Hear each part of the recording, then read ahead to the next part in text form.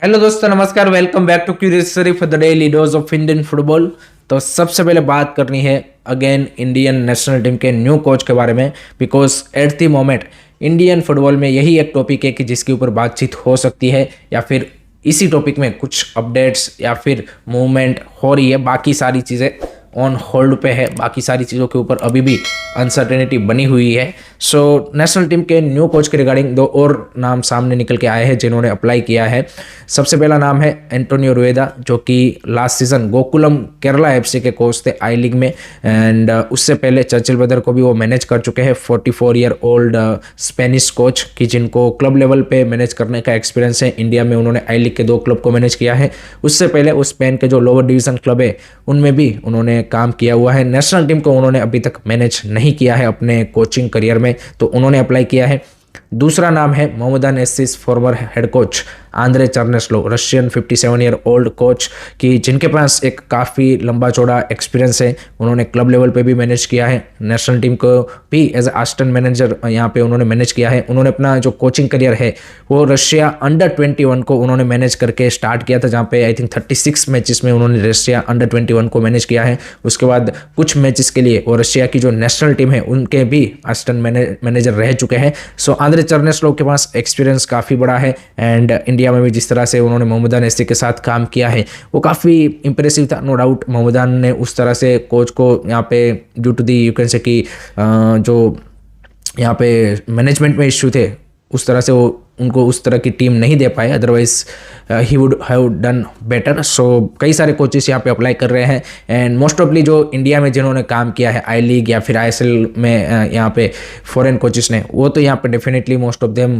Will apply again. And देखना होगा कि भाई यहाँ पे टोटल कितने एप्लीकेशन 13 जुलाई तक आते हैं, एंड उसके बाद एएफएफ किन किन कोचेस को शॉर्टलिस्ट करती है वो देखना इंटरेस्टिंग होगा। लेट मी नो गाइस, आपके क्या ओपिनियन है कमेंट सेक्शन में ज़रूर बताइए। सेकंड बात करनी है, जैसे मैंने स्टार्ट में बोला कि इंडियन फुटबॉल में एट द मोमेंट एक ही चीज़ के बारे में बातचीत हो रही है, वो कोच।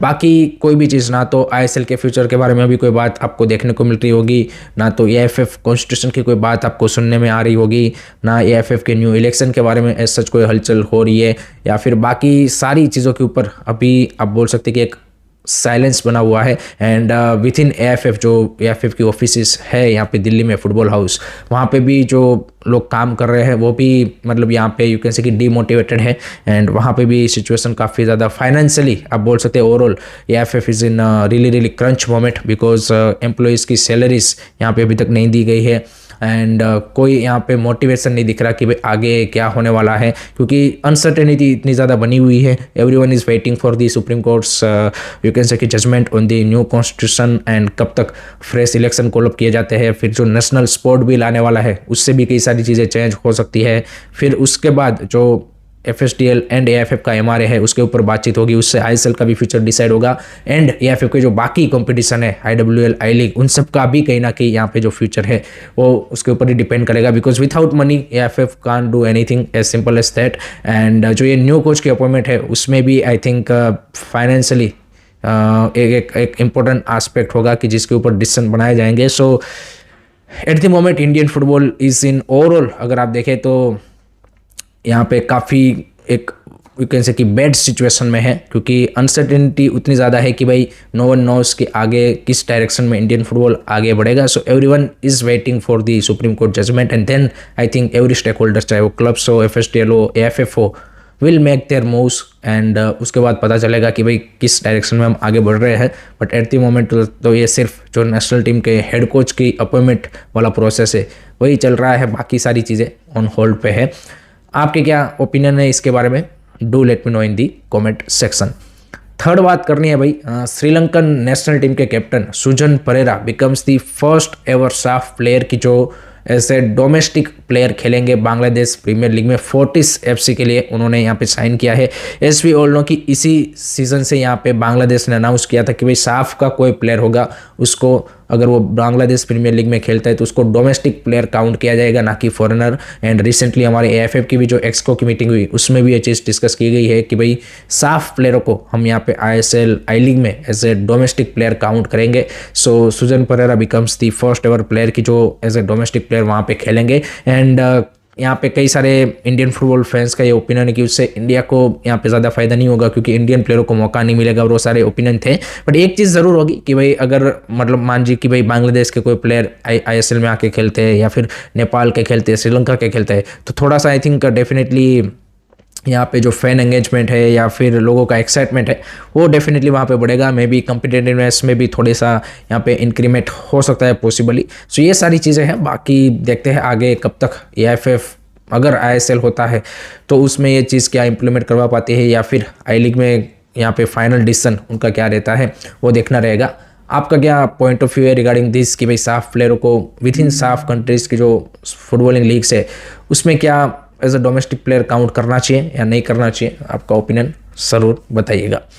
नेक्स्ट उसके बाद बात कर रही है नॉर्थ ईस्ट यूनाइटेड FC के लिए भाई एक बड़ी खबर आ रही है। उनके की प्लेयर अली बेमामर ने भाई यहाँ पे क्लब के साथ अपना जो कॉन्ट्रैक्ट है उसको अब यहाँ पे ख़त्म कर दिया है and he is living north east United FC। So that's a little bit surprising move, but I think 35 year old Moroccan defensive midfielder जो कि एक क्रूशल प्लेयर थे, but I think may be जो नॉर्थ ईस्ट का management and उनके coach Pedro बेनाली उन्होंने सोचा हो कि हमें एक यंग थोड़े से फॉरेनर्स की ज़रूरत है, तो शायद ये भी एक उनका यहाँ पे प्लान हो सकता है। एट दी मोमेंट अगर हम फॉरेन कोटा की बात करें नॉर्थ ईस्ट के, सो डिफेंस में सिर्फ उनके पास यहाँ पे जोबेको ही है, उसके अलावा कोई प्लेयर उनका बचा नहीं है। यहाँ पे रेगरगुई को भी जाने दिया, हमजा ये अली बेमामेर भी जा रहे हैं। सो 2 आपके फॉरेन प्लेयर वहाँ पे चले गए हैं।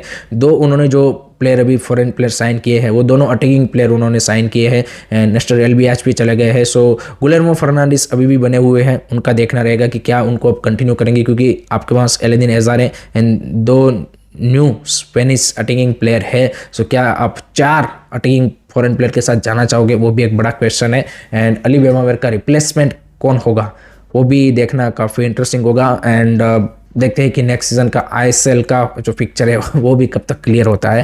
आई थिंक वो भी काफ़ी ज़्यादा इंपॉर्टेंट रहेगा कि भाई यहाँ पे जो जितने भी क्लब्स हैं, not only north east but बाकी जो सारे क्लब्स हैं उनके भी ये फॉरेन प्लेयर्स या फिर जो साइनिंग्स है वो उसके बाद ही यहाँ पे आपको आगे होते हुए देखने को मिलेंगे। लास्ट में बात करते हैं भाई साफ अंडर-17 वुमेंस चैंपियनशिप का जो शेड्यूल है फिक्सर्स का वो यहाँ पे अनाउंस हो चुका है, जो कि नेक्स्ट मंथ 20th ऑफ अगस्त से भूटान में खेला जाने वाला है। एंड इसमें 4 कंट्रीज पार्टिसिपेट कर रही है, Bhutan as a host, India, Bangladesh and Nepal. And चारों कंट्रीज राउंड रोबिन फॉर्मेट में यहाँ पे हर एक टीम को 2-2 बार खेलेगी। तो इस तरह से 6 मैचेस हमारी जो इंडिया अंडर-17 वुमेंस टीम है उनको मिलने वाले हैं। So that's a good to see. And Joakim Alexandersson के अंडर-17 टीम यहाँ पे ऑलरेडी उनका बेंगलुरु में कैंप चल रहा है। सो लेट होप सो वहाँ पे हमारी टीम अच्छा परफॉर्मेंस दे। तो अगर इंडिया की जो अंडर-17 अंडर-20 टीम्स वो एशियन कप के लिए क्वालिफाई होती है तो that would be a great boost and good exposure for our younger players. इन जो हम सप्लाई चेन की बात करते हैं वो आई थिंक कहीं ना कहीं आपके जो यंग प्लेयर आएंगे वो मोर प्रिपेयर आएंगे and that would be a good for the our national women's senior team. So that's the part. Let's see हमारी जो वुमेंस अंडर-17 टीम है उसकी कैसी परफॉर्मेंस इसमें रहती है। So that's it from my side guys regarding today's Indian football news. I hope कि आपको वीडियो पसंद आया होगा। Keep supporting Indian football, don't forget to like share subscribe करिए। सरी जय हिंद, जय भारत।